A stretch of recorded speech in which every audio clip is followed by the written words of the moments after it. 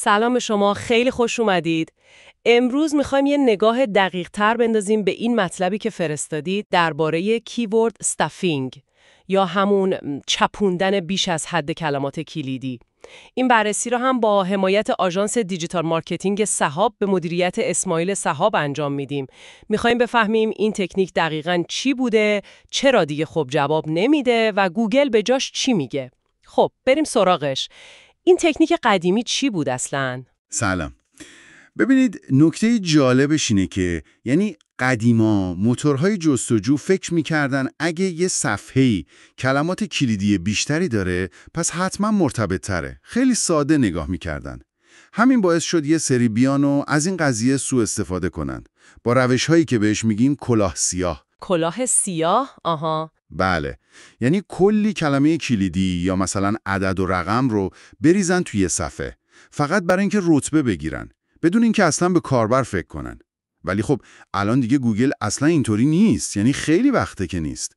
این روش ها رو نه تنها قبول نداره که جریمه هم میکنه، جریمه های سنگین حتی. مثلا صفحه هایی که فقط شماره تلفن پشت سر هم لیست کردن یا فقط اسم شهر و استان ریختن تو صفحه که مثلا تو جستجوی محلی بیان بالا. درسته. یا اون تکرار غیر طبیعی کلمات کلیدی.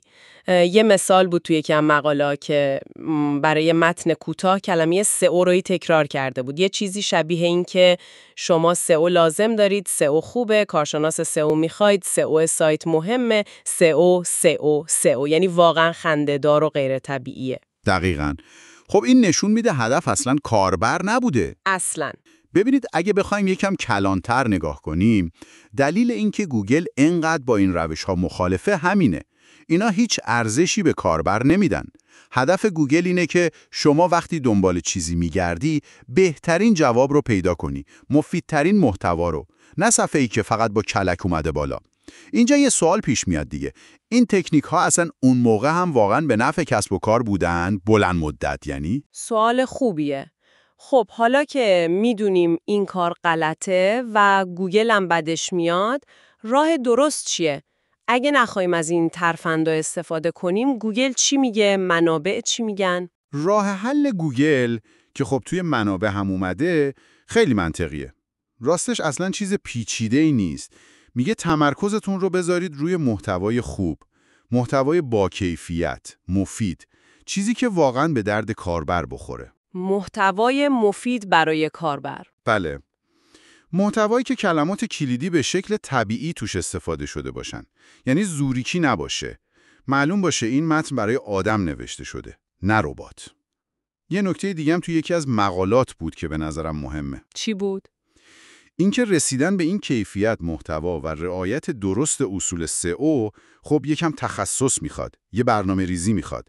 برای همین شاید بد نباشه از یه مشاور یا آژانس سئو حرفه‌ای کمک گرفت که استراتژی درست و حسابی بچینن برای رشد سایت. آها، یه استراتژی اصولی و پایدار. دقیقاً. استراتژی که تمرکزش روی ارزش دادن به کاربر باشه، نه دور زدن گوگل. پس اگه بخوایم جمع‌بندی کنیم، نتیجه این میشه که به جای این تکنیک‌های قدیمی و خب پر ریسک، بهتره تمرکز کنیم روی محتوای خوب و با ارزش و قوانین گوگل رو رعایت کنیم. اینجوری هم رتبمون بهتر میشه، هم پایدارتره، هم برای کسب و کارمون در نهایت بهتره چون کاربر واقعی جذب میکنیم. درسته. و شاید یه سوال برای فکر کردن باقی بمونه. با توجه به اینکه این الگوریتم‌ها هوش مصنوعی گوگل دائم دارن پیشرفت میکنن، چطور میتونیم مطمئن باشیم استراتژی ما همیشه روی کاربر متمرکزه؟ یعنی چطور حواسمون باشه که دوباره ناخواسته نیفتیم دنبال ترفندهای زودگذر برای گرفتن رتبه، حتی اگه ظاهرشون موجه باشه؟ سوال مهمیه واقعا. ممنون که تو این بررسی با ما بودید و اگه شما هم فکر میکنید برای افزایش فروش و برندینگ دیجیتال کسب و کارتون به کمک نیاز دارید، آژانس دیجیتال مارکتینگ سحاب به مدیریت اسماعیل سحاب آماده همکاری با شما هستند. تا بررسی بعدی همراه ما باشید.